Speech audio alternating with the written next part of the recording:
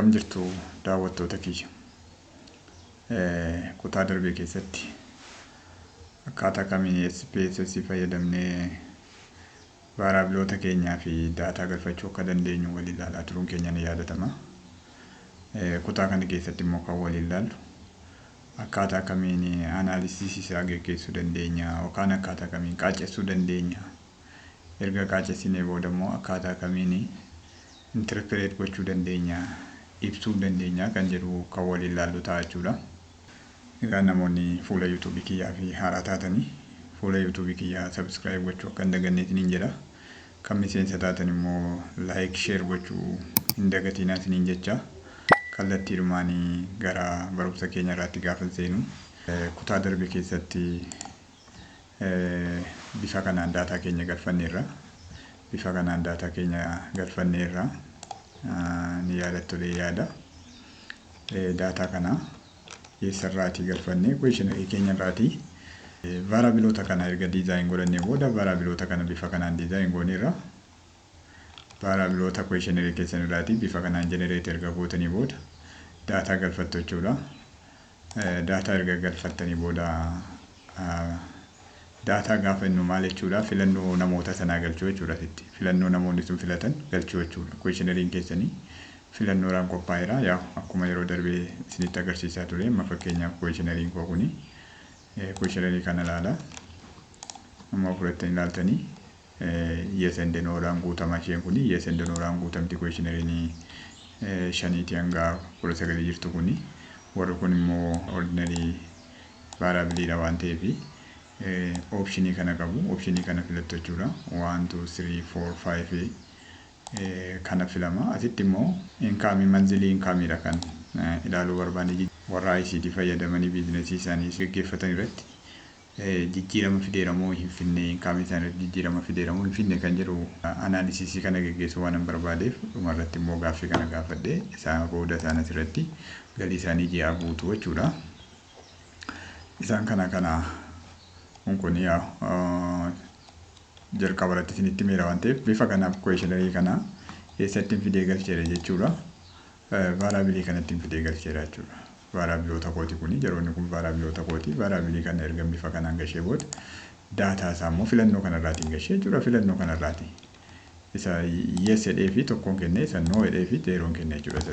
Yes jedhee fi tokko bakka naa buusii maaliif yeroo baay'ee isinitti meera kana dura waan ta'eef kanaaf waan hin kenne kanaaf immoo zeeroon kennee jechuudha achirratti. Asirratti garuu namoonni maal godhu tiikii godhu asirratti. Tiikii qofaan asitti kan guutamu. Isa kanaan immoo maalan godhadhe gaafanii gara SPSS tti dhufu zeeroo noon jedhee yesiidhaan immoo waan jedheen guuteera jechuudha. Isinitti meera kanaan dura. Bifa kanaan guuteera. Amma zeeroon guyyaa fudhattanii ilaaltanii noodha jechuudha. Waan kana fudhattanii ilaaltanii warri waan jedhamanii jiran kun hundi isaanii warri kun yesiidha jechuudha. Warri kun zeeroon kun immoo noodha jechuudha. Noodha jechuudha. Kanaaf bifa kanaan vaariyaabilioota koo guureera. Maaliif continuously no jedhanii ani saamplii fudhadhee waan inni asitti guutee malee tarii akka kanaan ta'uu dhiisuu danda'a. Kan keessanii dabaree ta'uu danda'a.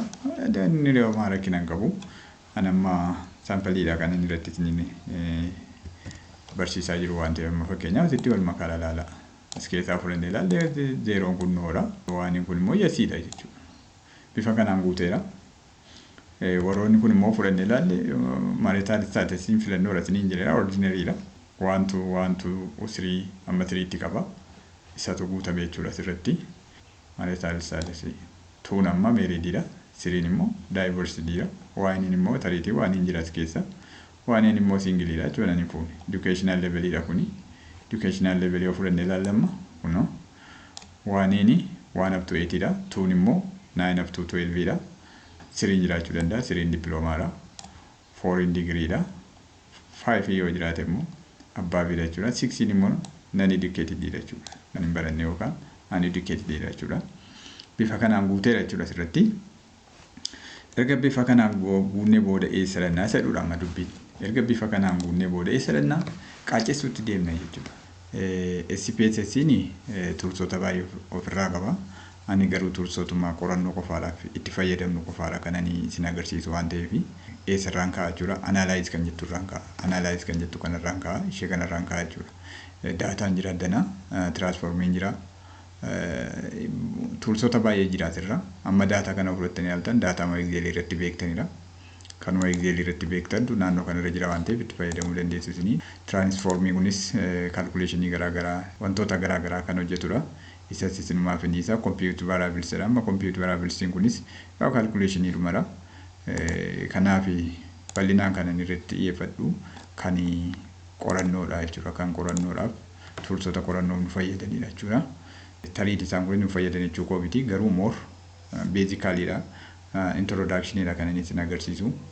Kan kanaa olii garuu more kan professional ta'an jiru waan ta'eef isaan irraa barachuu dandeessu. Ani eessarraan kaa'aa jechuudha. Analyze kan jettu kanarraati report kan jettu kana dhufeetan codebook irraan jalqaba jechuudha. Codebook irraan jalqaba jechuudha. Codebook maaliif nu fayyaddi? Waliin ilaalla. Gaafa qaacessuu dhufnu maal arganna jechuudha jalqabarratti iddoo kana dhufne analyze kan jettu. Analysis geggeessina waan ta'eef analyze kan jettu kan arganna jechuudha. Analysis kan jettu kana keessa maaltu jira? Ni jalqaba reportiin jira. Amma codebookiin kun maal nu fayyada? Missing value nutti hima jechuudha. Kana cheekii godhachuu dandeessu. Fakkeenyaaf haa jedhu ani amma codebook jedhee agalu. Anoo fudhanne missing value jaroota kana hunduma isaanii amma fakkeenyaaf ID kun missing value qaba. Missing value jechuun kan namichi tunni filatiin irra darbee jechuudha. By the way ID nututti kenna. ID nututti kenna. Fakkeenyaaf missing value nas keessa isa jirti. Fakkeenyaaf dotti kanatti amma duwwaa jira. Amma tun kana irraa haqee duwwaa taatee teessi. Isheen kun missing value. Amma kan kanaa ilaaluu dandeenya jechuudha. Codebook kenne marital status yoo jenne. Okay. Ilaala. Reporting nu godha jechuudha.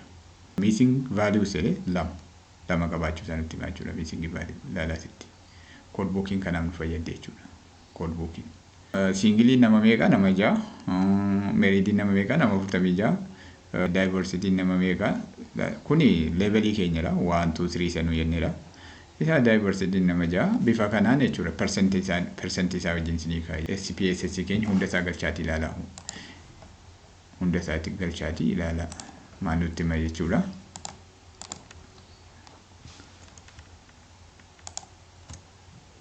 Missing value qabna yoo ta'e nutti hima jechuudha. Hunda isaa galchine ilaala. Amma inni kuni marital status missing value lama qaba. Kun missing value qabu. Kun missing value qabu. Kun missing value qabu. Filannoo sana sirriitti guuteera jechuudha namichi. Kan namichi tuun guutiin irra darbeedha amma kun. Missing value kan jennu kan namichi tuun guutiin irra darbee filannoo isaan beeknu waan ta'eef maal goone duwwaa goone bira dabarraa jechuudha. Duwwaa goone bira dabarraa jechuudha. Maaliif namichi hin guunne qaba filannoo isaa waan beeknu qabna. Amma fakkeenyaaf marital status irratti nam lamatu jechuudha. Tuun guutiin irra darbeera. Amma namichi kun jechuudha namichi 38 farra jiru kun maal akka ta'e hin beeku. Fuudheedhaa hin fuunee hin beeku. Namicha 45 farra jiru kun fuudheedhaa hin fuunee hin beeku. Kanaaf isaan akkasii missing value nuyi amma estimate goonee ofii keenya guutuu hin dandeenyu by the way. Waan qabatamaa ragaa qabatamaa achii dhufee qaacessina waan ta'eef ofii keenyaati fuudheedhaa hin fuunenne tariitii guutuun baay'ee rakkisaadha. Maaliif analysis keenya irratti dhiibbaa fiduu danda'a waan ta'eef codebookiin kana nu fayyadde jechuudha. Codebookiin kuni kanaaf nu fayyadu jechuudha. Generally haala daataa keenya nutti himaa jechuudha. Daataa keenya nutti himaa jechuudha. Namni tokko filatee nama 6dha. Tokko filatee gaafa nuugaa singiliin nama 6dha. Namni lama filatee yookaan marriediin nama 46dha. Namni 46 fuudheera. Respondentii keenya keessaatii namni 6 hiikeera jedha jechuudha. Namni lama immoo walii isaan beeknu jechuudha. Warroota kana dhufnee ilaalle jenderee fudhannee ilaalle namni 31 dhiiradha. Namni 29 immoo dhalaadha jechuudha. Asii fudhannee ilaalle kutaa 1 hanga 8 nama 21 jira. Kutaa 9 hanga 12 nama 23 jira. Dippiloomaa nama 7 qabna. Digirii nama 3 qabna. Digirii walitti nama 3dha. Non educated yookaan kan barumsa hin qabne immoo nama 3 jira jechuudha. Respondentii keenya kana keessa. Respondentii jechuun kan questionnaire kana raabsnee fi nu guutanii deebisan kana keessa jaroota kana jira jechuudha. Amma ani as keessatti kan fayyadamuuf deemaa jiru maalidha? ICT gaafan jedhu sakamidha. Iskooppii keessatti iskooppii kan jennu jira. Delimate wanti goonee jira. Maalan godhe rammanii moobaayilii xixiqqaa warra smaartifoonii hin taane kan intarneetii hojjechuu hin dandeenye qorannoo kana keessaa baaseera. Sababiin isaa maaliif yeroo ammaa kana namni biizinesii qabu kamiyyuu moobaayilii xixiqqaa kanan qaba. Sana miti amma kan mana barbaadu uummanni. Ani taargeettiin qorannoo gosa kamidha? Namoonni smaartifoonii fayyadamanii intarneetii fayyadamanii biizinesii isaanii geggeeffataa jiru moo geggeeffataa jiranidha waan ta'eef isaan sana keessaa baasee isaan kanarratti anaalisisii kana hojjedhaa jechuudha. Anaalisisii kana kanan hojjedhu warroota smaartifoonii fi isaa ol fayyadaman, warroota taabileetii fayyadaman, warroota kompiitara fayyadamanii intarneetiidhaan biizinesii isaanii geggeeffataa jiran irratti qorannoo kana hojjedha.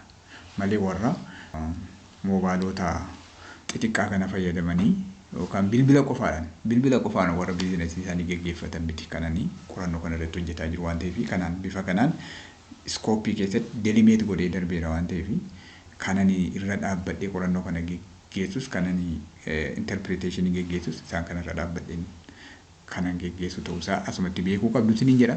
Kanaaf amma maal jechuun barbaade namni 18 kun moobaayilii xixiqqaa qabaachuu danda'a garuu smaartifoonii kan intarneetii hojjetu hin qabu. Namni 42 immoo qaba. Kompiitara qabaachuu danda'a, smaartifoonii qabaachuu danda'a, taabileetii garaagaraa qabaachuu danda'a. Qaba biizinesii isaa ittiin geggeeffataa jira jechuudha. Isaan kanarra dhaabbanneetu interpreteeshinii geggeessinaa jechuudha. Amma isaan kun egaa yoo fudhannee ilaalle namoota 40 waan onlaayin shooppingii kanaa somnu namoota 42 irra dhaabbannee warra 18 kana egaa rejecti keessaa gooneetu gaafa anaalisisii gaafa interpreteeshinii anaalisisii geggeessinu rejecti keessaa goona jechuudha. Boodan laalla. Bifa kanaan kood buukiin kana nu fayyada. Inni kan biraan asitti kan ilaallu anaalisisii majalaa tuulsii kana tuulsota kana isin ilaala. Faayidaa isaanii keessaa marii isin jira. Isa ilaalaa gara descriptive statistiksiitti dhufna jechuudha. Amma interpreteeshinii keenya gosa lamaan geggeessuu dandeenya. Descriptive fi econometrics. More warri descriptive qorannoo sasalphaa hojjettanii kan maan fixuu dandeessu. Warroonni qorannoo impaaktii madaalan garuu warroonni impaaktii vaaraabiloota sanaa madaalan garuu maalitti dabaluun dirqama? Regulaashiniitti dabaluun dirqama. Har'aaf asuma irratti nu agaa'u kutaa nu keessatti akkaataa kamiin descriptive tuulsii akka fayyadamnu kan waliin ilaallu ta'a. Namoonni fuula yuutuubii kiyyaa fi haaraa taatan fuula yuutuubii kiyyaa soo sabskraayibii godhiin akka hin baane isiniin jedha. Kan miseensa taatan immoo laayik sheer godhaa isiniin jedha. Amma kutaa wal agaruutti nagaan naa tura.